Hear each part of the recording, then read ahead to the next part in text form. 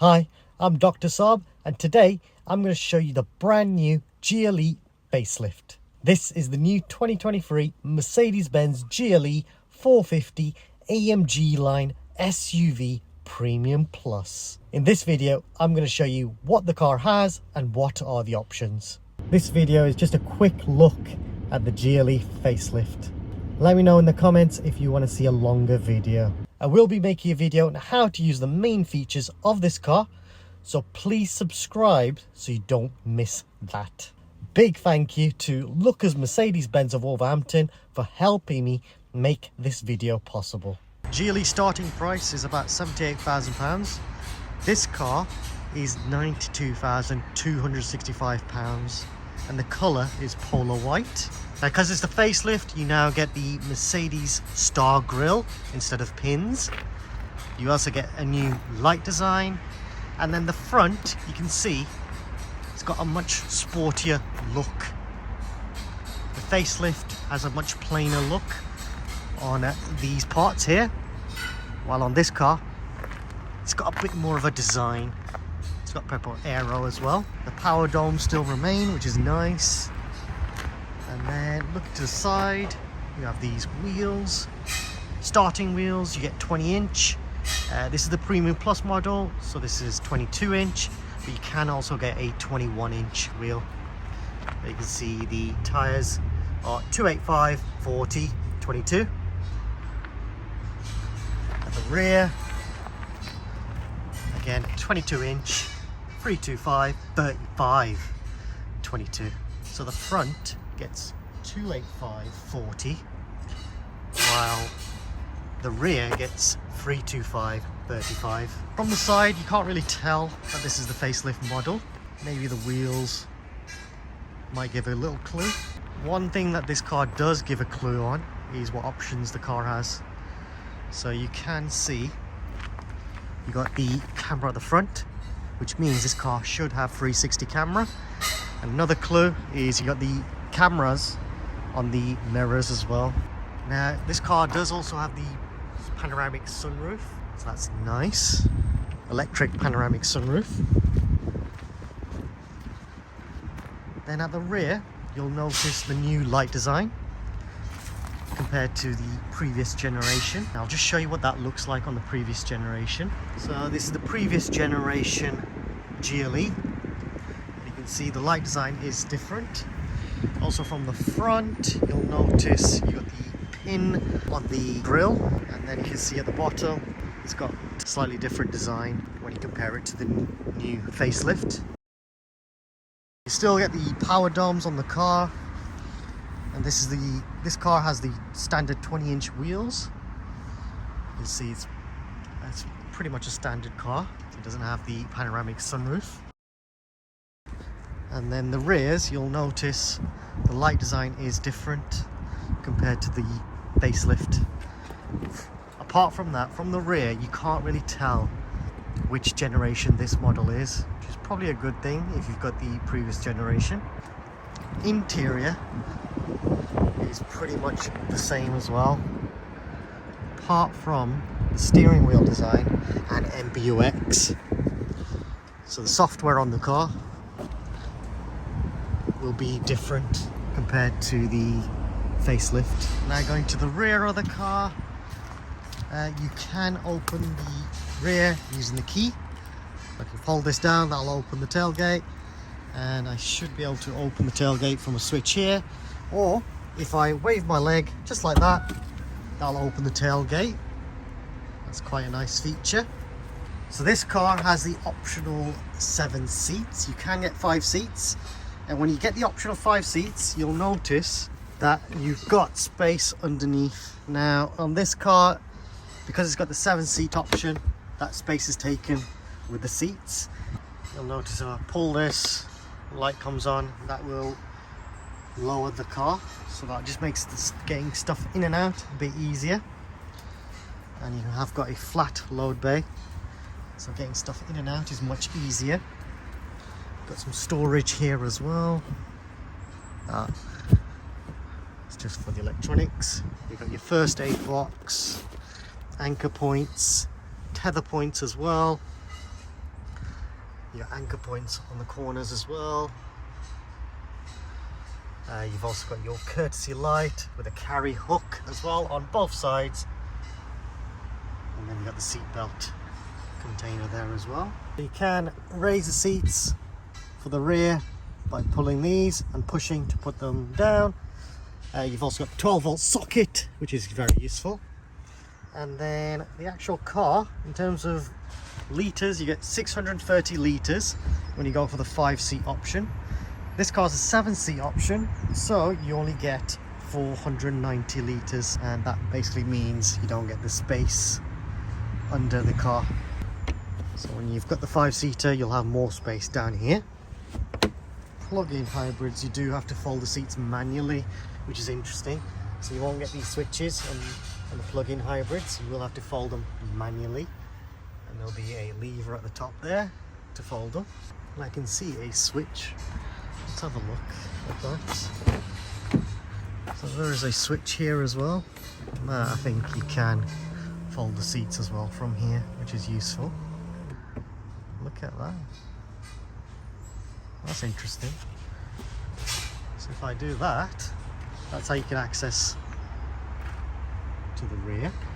Now this car doesn't have the tow bar because I know there's no switch there.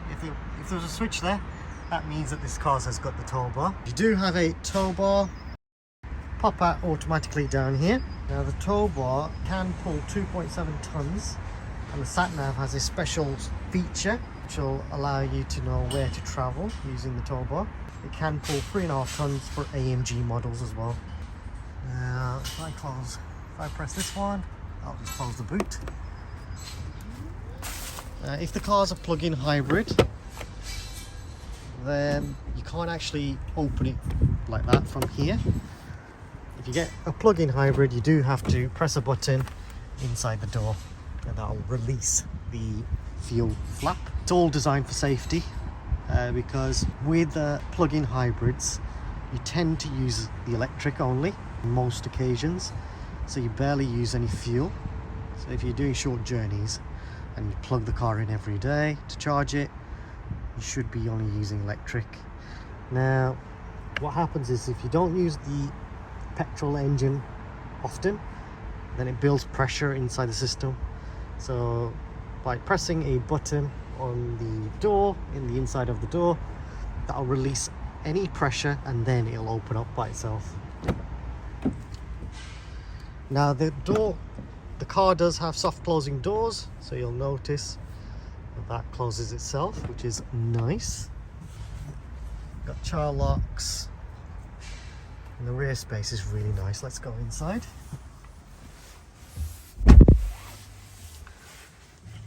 Loads and loads of space. Now, I'm 5'7", and you can see how much space I've got. Plenty of space. That's set in my driving position. And then I've got carry hook up here. I've got a courtesy light. I've got a grab handle, nice big one. I've even got the option of adjusting my seats, which is really, really useful, to be fair. And then I've got the electric windows, and I've got some storage down here as well. A vent, storage nets, and I've also got, for the rear, we've got 4-zone climate control. So at the rear, I can have a different temperature, and my passenger can have a different temperature as well. I've also got two USB-C ports down here, which is really important nowadays, just to charge your devices. I've also got a armrest with cup holder storage. This should fold down as well. Yep, so I can actually do through loading as well, which is useful. I've also got the net here as well.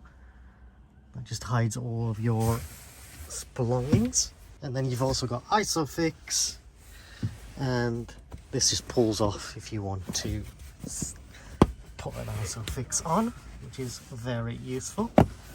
The middle row, you should be able to fit. Yeah, I fit in it quite well, to be fair. It's a very classy interior, I must say. Very nice. And you've got the electric panoramic sunroof, and I think this is a really useful option to have. Brings in a lot of light. If you do have any passengers that get car sick, electric panoramic sunroof really helps. Can also adjust the seat here as well, the headrest, by pulling that. And I've got it for this side as well. I can feel the button there. Burmester surround sound as well, which is really cool. Very nice car. I believe that's standard as well. Let's go to the front. Lovely touch as well. You got the Mercedes-Benz illuminated door sills.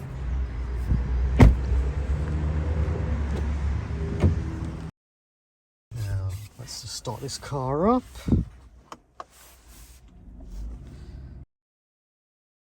Now this car does have a lot of options as standard. So you do get heated seats. These are ventilated seats as well.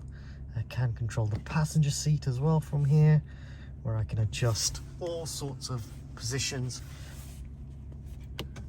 It's nice. It's actually not haptic, it's proper buttons. So that's a nice classic feature. You got electric memory seats as well. So all I'll do is press M, press the number, and that'll save the driving position. You can adjust the electric steering just like that. You got electric folding door mirrors, that's standard. I can open the tailgate by pulling that switch over there. Get this brand new Mercedes-Benz steering wheel, which gives the car a different look, and I think this is a really nice steering wheel. You've got a really nice leather finish on here as well, which makes the car feel really classy. Now this car has the driving assistance package. Let me know in the comments if you do want me to do a video on how to use the driving assistance package. I'll try and do that in the near future if I get loads of comments.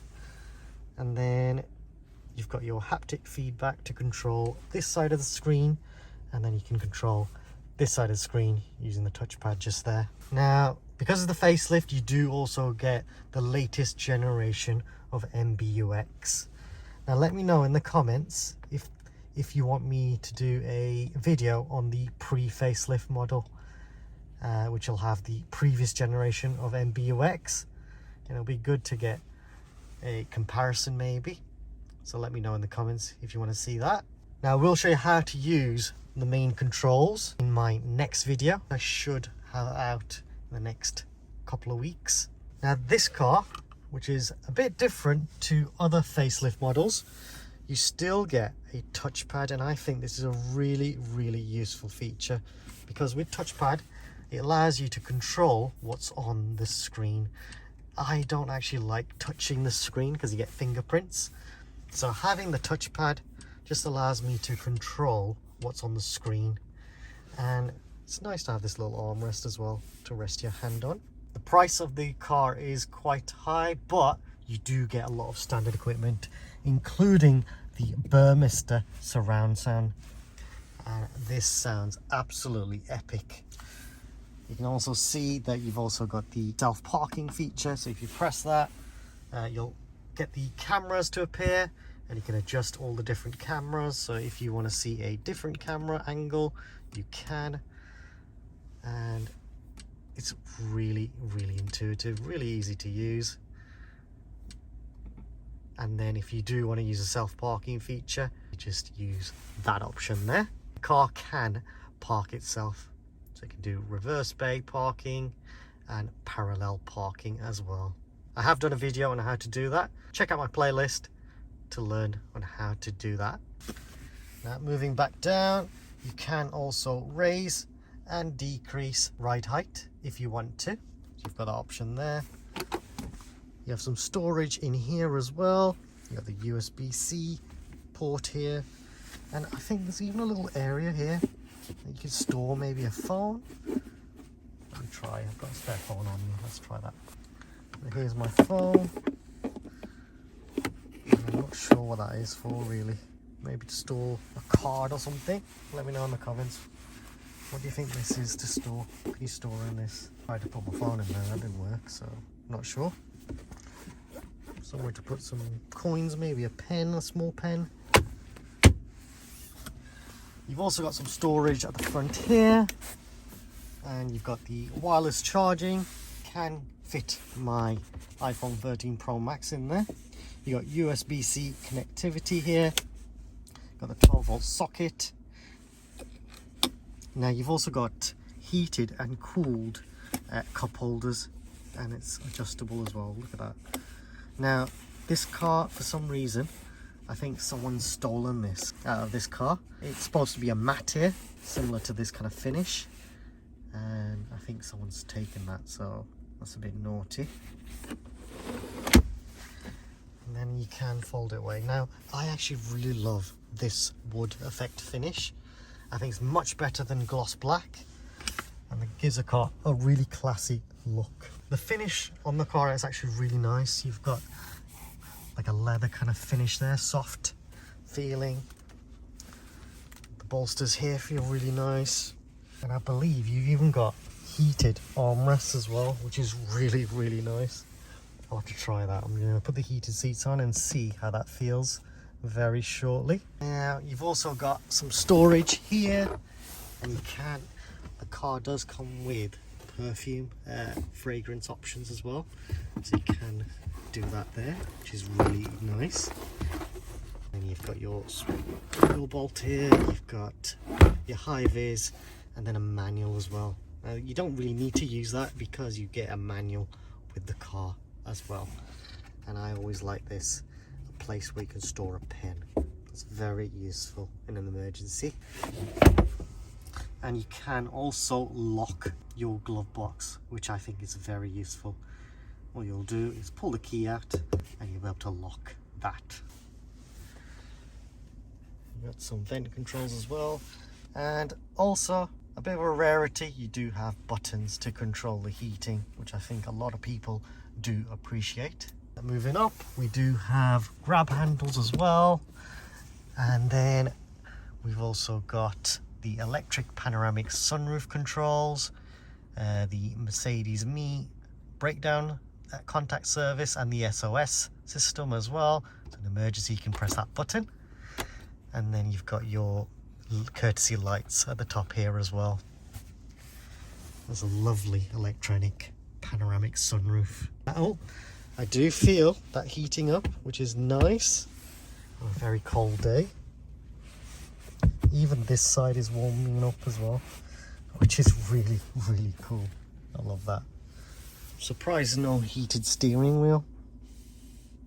Usually there's an option just there, so can't see that on this car. Not on the other side as well. It's usually here, just where you've got the electronic controls, you'll have a little toggle which you can pull up and down. So that's not fitted on this car. So you do get parking sensors as standard. The car can park itself. You've even got head-up display as well. Now head-up display is really, really useful. I'll show you how to use that a bit later on. Now you do also get the dash cam feature as well, so that's in apps. So you have got the dash cam feature, energizing coach, which you get on the Mercedes S-Class, which is quite nice. So you get that on here as well. Very cool. It's nice to see all of this technology appearing on the GLE.